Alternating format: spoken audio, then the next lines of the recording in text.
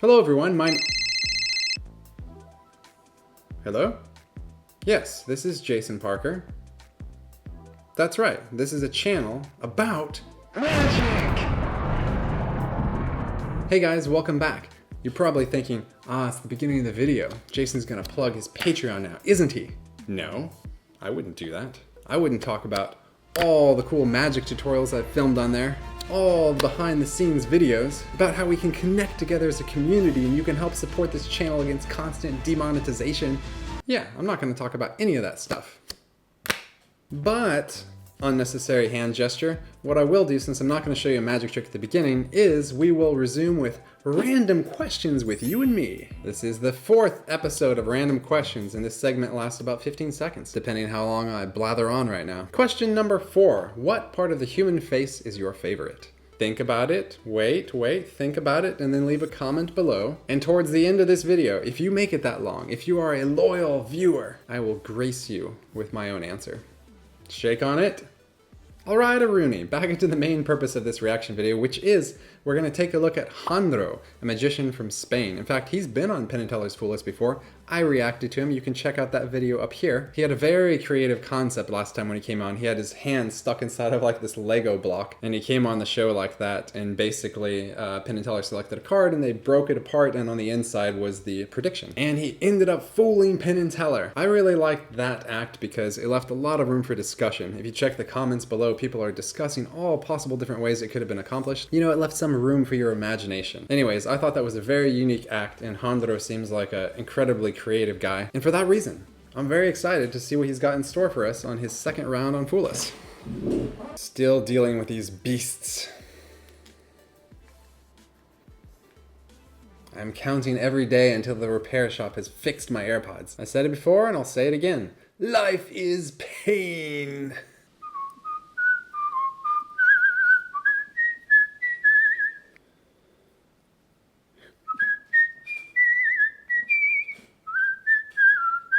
If my video gets demonetized for that, I will kill myself.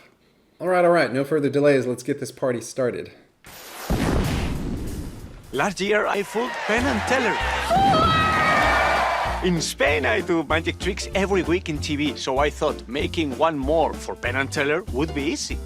But it has been the hardest year of my life. For the first 9 months, every idea I came up with was worse than the other. I didn't know what to do. I didn't sleep. I had nightmares. But finally, I saw the light. I had the perfect idea, but it was a race against time. 6 days before coming to Vegas, I dropped it and the illusion smashed. I had to start from scratch. So I don't know if it will work. I don't know if they will like it. Interesting. So I wonder if that, him dropping it and it breaking, is that just part of the storyline like it was last time where he was flying with this thing attached to his arm? Or if he legitimately did break it and had to do something else? I'm gonna go with it's part of the storyline. Also, I didn't know that he's creating magic for TV all the time. Do any of you know what TV show he's talking about that he's creating magic on? Do any of you watch it? Comment below. Anyways, I'm very excited. I really have no idea what to expect from him. He's so creative, so let's keep going. I only know I'll try to fool Penn and Teller somehow.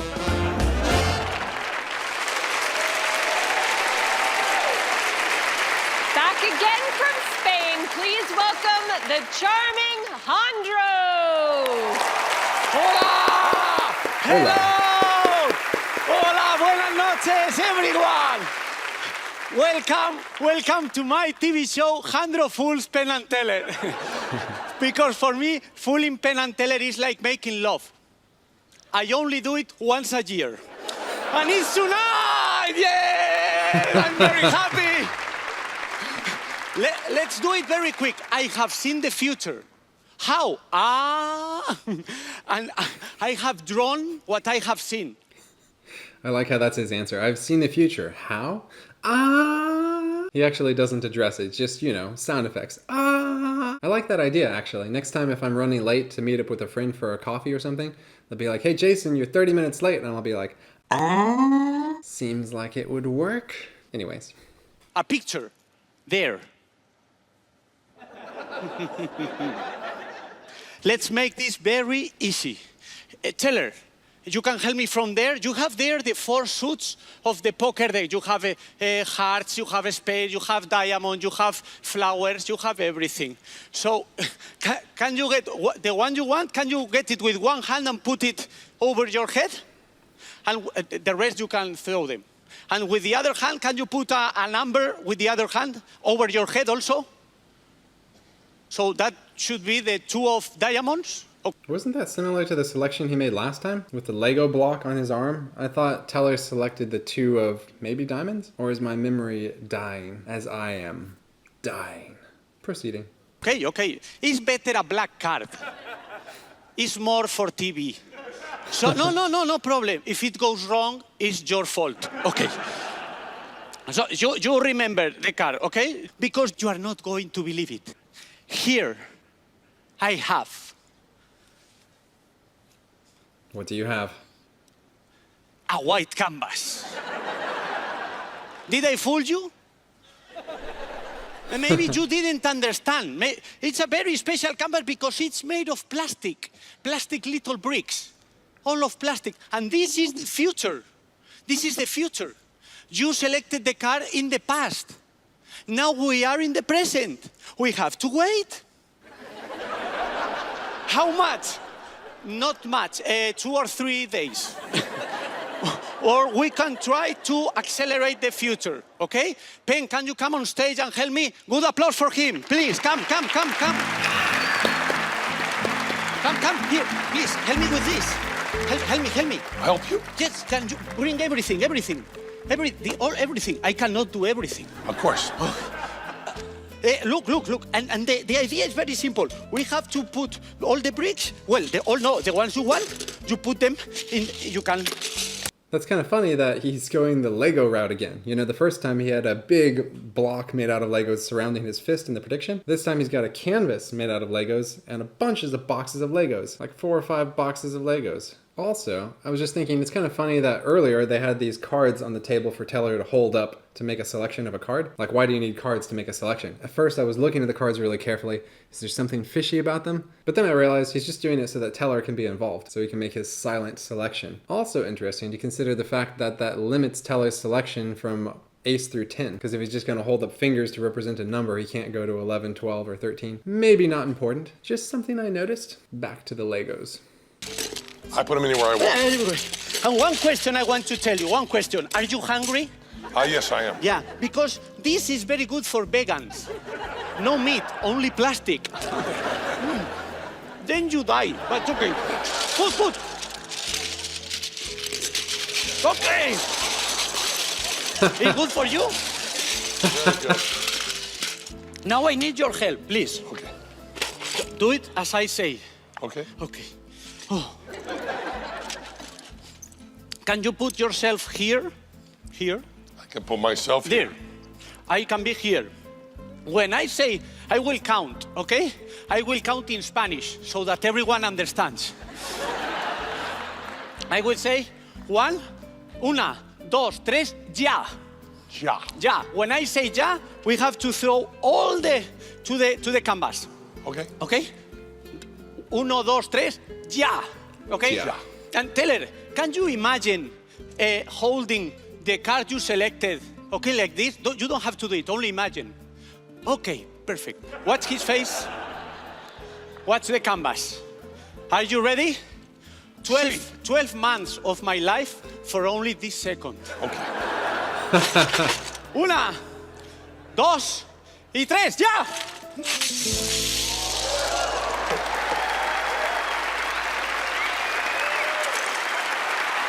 That's Teller.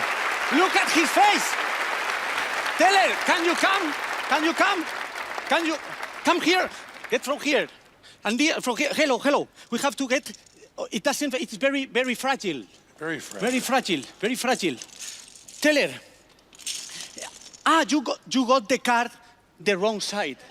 But this is your card. Maybe if we turn it around, you can see that the card is facing back. He's not gonna believe it. And here is the back of the canvas. Sorry. Can you hold it? Sorry. Can you hold it? Do I have something in my hands? You are not going to believe it. Here I have a screwdriver. Because if it is not in the back, maybe.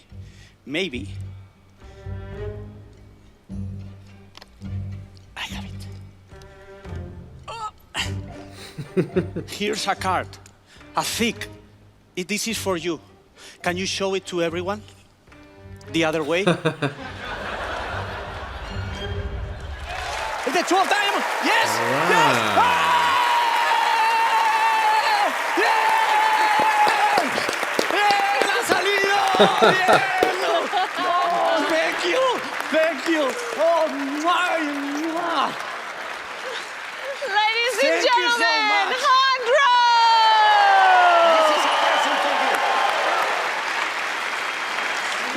Give us a second before we go back there. Okay, wow. Let me give you my thoughts before we hear from Penn and Teller. I'm guessing that they're already fooled. He said, give us a second before we go back there. They're probably gonna like instant award him the trophy, because I've got to say I am extremely fooled right now. You know, at first I was feeling like it's a little fishy, because when they were selecting the pieces of Legos from the table and then they ended up standing over there, I was like, oh, there's definitely a different set of colors in Jandro's bucket versus in Penn's bucket. But obviously that wasn't important at all, because that was just part of the show. Them throwing the Legos at the canvas didn't have anything to do with it. At any rate, as he was progressing, I was definitely expecting that when they pulled out that component from the frame, that they were going to find a playing card inside of there. And I was thinking, Jandro slipped it in there when he put his hand behind the canvas to pick it up. So I was kind of expecting like a lesser finale, but he really surprised me by it being part of the Legos. I don't see how you would reconfigure that at the last minute. You know, it could be a lot of different cards, and it would take a long time to reposition those Legos. So yeah, I mean, unless Jandro had a whole bunch of different like half Lego card faces he could have smashed onto there at the last second to match Teller's selection. That's my only guess, but I have no idea how he could have accomplished that, because he seemed very hands-off and very fair. So I gotta say, that's very amazing and seems incredibly impossible. Yeah, I guess let's go ahead and see. Penn and Teller are probably gonna award him the trophy immediately. Let's see. Can I give you a hug? Please. I didn't get to talk to you last time. It went very fast. Yeah, you're so good that they just give you the trophy. Oh. I mean, if you fool them again, they might just set one here once they know you're here. I don't know if I... Excuse me. Bring down the trophy. No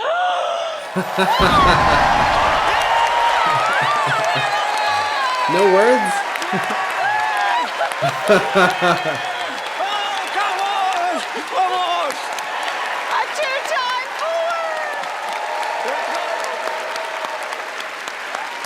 Is that a victory lap? Thank you so much. Thank you. You did it again! Thank you. Everyone, I'm never gonna get to talk to you! Yay! It's Jandro! Thank you. Bye-bye.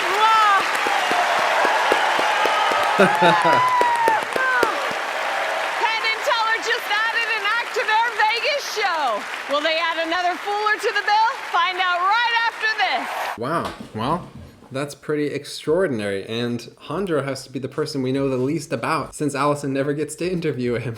Congratulations, Jandro. Congratulations on your second victory fooling Penn and Teller. That's really special and awesome. And what a creative idea. I mean, it's both creative and incredibly fooling at the same time. I do kind of wish we got to hear Penn and Teller's thoughts about Jandro's performance. You know, he just said, bring down the trophy. That's like, those are the only words he said. I just like to hear Penn talk about the act. You know, what particular aspects really pleased him. I'm guessing he just went over to Teller and was like, do you have any idea how he did that? And Teller's like, and he's like, all right, let's expedite matters. If they bring Jandro on for a third time, They're going to need to interview him first before he performs, so we get to hear something more about him and from him. Okay, so thinking about the magic and how he might have accomplished it, right off the bat, I don't have any idea, except for the one I mentioned earlier. But again, he seemed very fair and very hands-off the way he walked over there. Even if we were to say that he somehow got a piece of Legos and smashed it onto the back of that thing, how would he have had room in his jacket for like 40 different Lego predictions? Seems like they'd be all clattering around and making noise as he's moving around on the stage. There's one possible idea,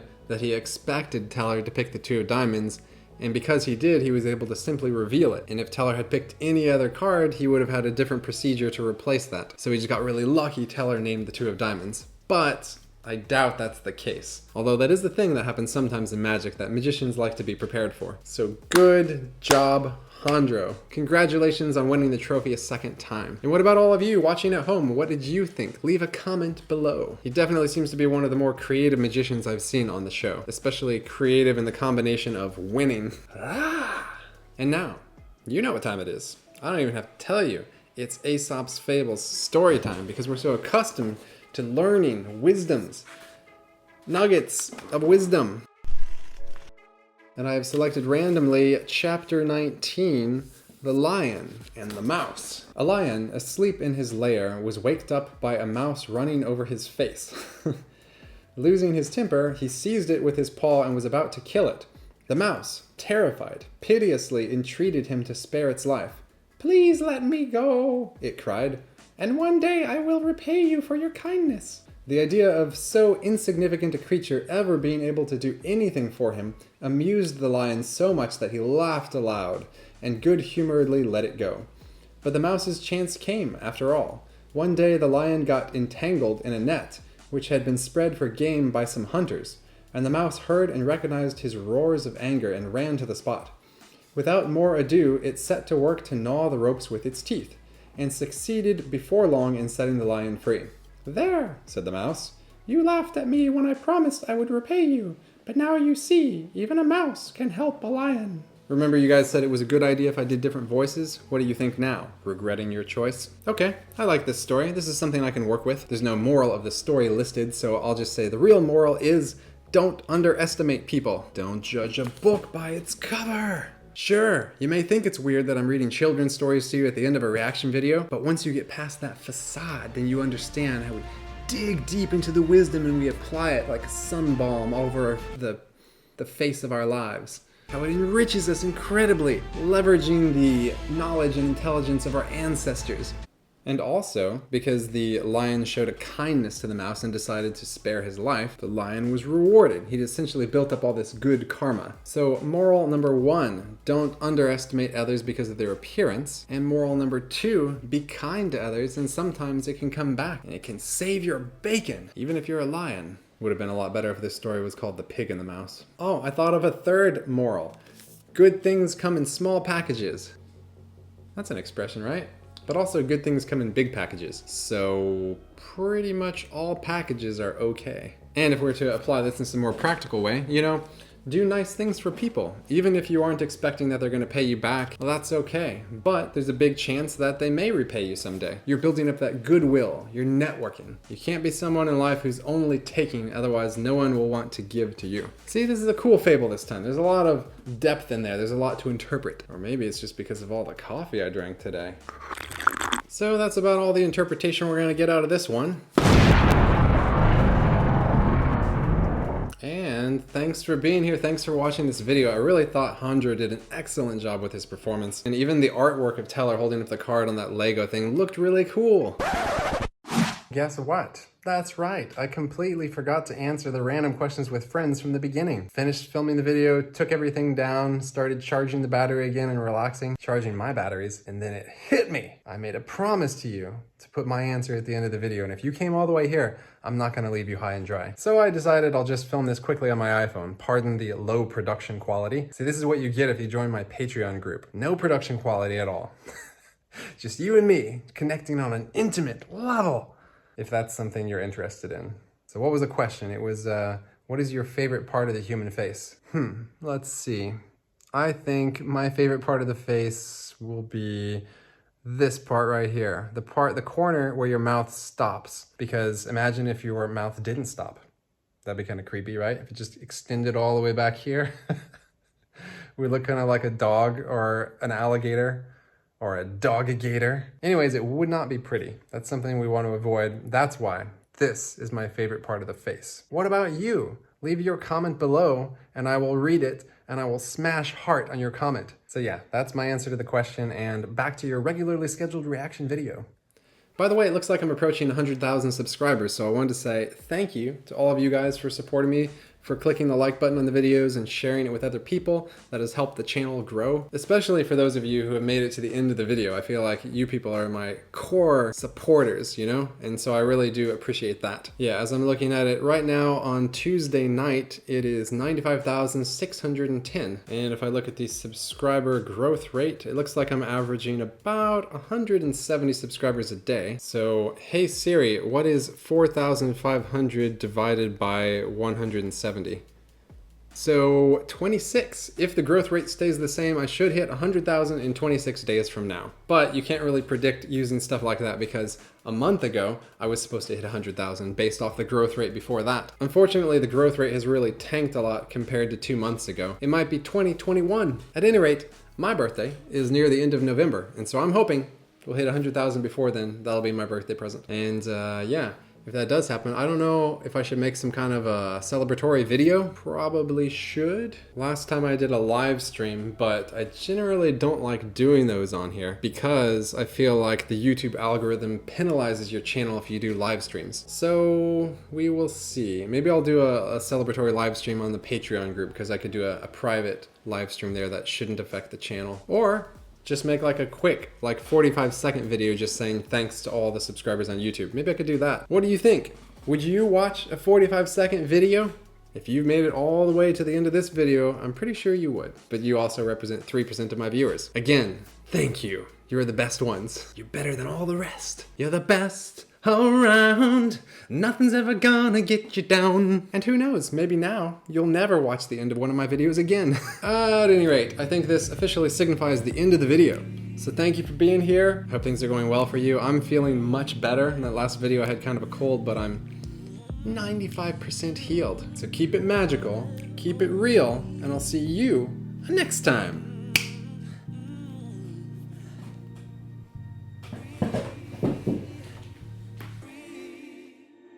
Yup.